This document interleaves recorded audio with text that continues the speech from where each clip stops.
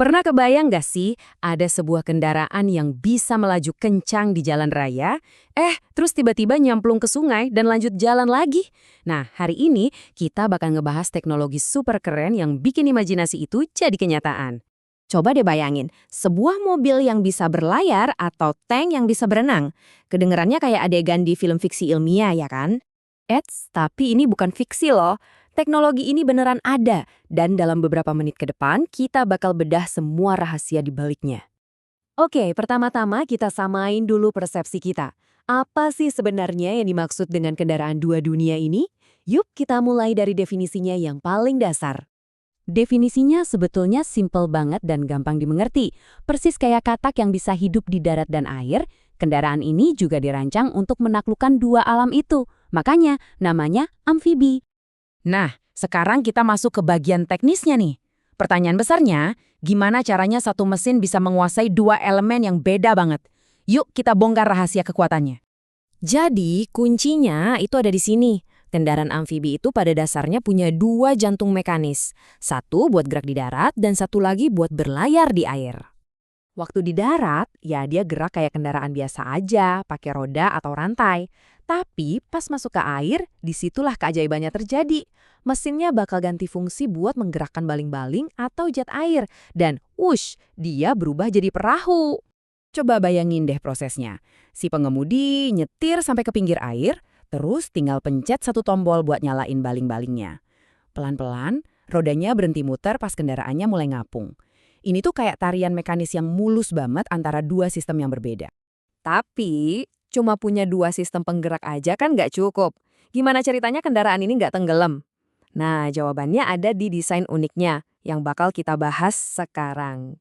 Ini dia pertanyaan terpenting. Apa yang bikin dia nggak karam? Jelas dong, mobil biasa kalau nyemplung ya langsung tenggelam. Jadi, apa sih rahasia desainnya? Jawabannya ada di bentuknya. Coba perhatiin, bagian bawahnya itu dirancang mirip lambung kapal. Fungsinya biar bisa ngapung dan membelah air. Nggak cuma itu, seluruh bodinya juga harus kedap air 100%, kayak kapal selam ini, supaya nggak ada air yang masuk. Oke, kita udah ngerti teorinya. Sekarang, yuk kita lihat di mana aja sih teknologi luar biasa ini dipakai di dunia nyata. Ini dia, misi dan model-modelnya. Wah, penggunaannya ini macem-macem banget loh. Di dunia militer, ada tank amfibi yang bisa mendarat langsung dari kapal ke pantai. Waktu ada bencana, kendaraan penyelamat bisa nerobos banjir buat evakuasi korban. Bahkan, ada bus wisata yang bisa jalan-jalan di kota, terus nyemplung ke sungai. Kutipan ini benar-benar merangkum peran vitalnya. Kemampuan buat menjangkau tempat yang mustahil dilewati kendaraan lain, itu seringkali jadi pembeda antara hidup dan mati. Dan tentu aja, ada sisi yang lebih serunya.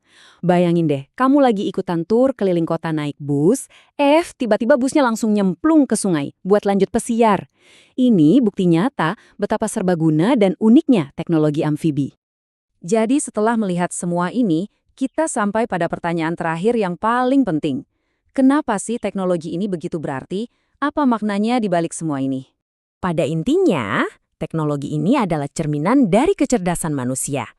Kita lihat ada rintangan, yaitu pemisah antara darat dan air. Dan kita berhasil menciptakan jembatan untuk menaklukkannya dalam satu kendaraan. Teknologi ini jadi krusial banget di tempat-tempat kayak Indonesia. Dengan belasan ribu pulau, sungai yang nggak kehitung jumlahnya, dan area rawa yang luas, kendaraan yang bisa jalan di darat dan air itu bukan lagi kemewahan, tapi udah jadi kebutuhan vital. Jadi, kalau ada satu hal yang perlu kamu ingat dari penjelasan ini, bayangin aja ini. Kendaraan amfibi itu adalah perkawinan sempurna antara dua dunia. Dia punya jantungnya mobil, tapi badannya badan perahu. Digabung jadi satu mesin yang luar biasa. Nah, sebagai penutup, aku mau lempar pertanyaan ini ke kalian. Kalau kalian punya satu kendaraan amfibi, bakal kalian pakai buat apa?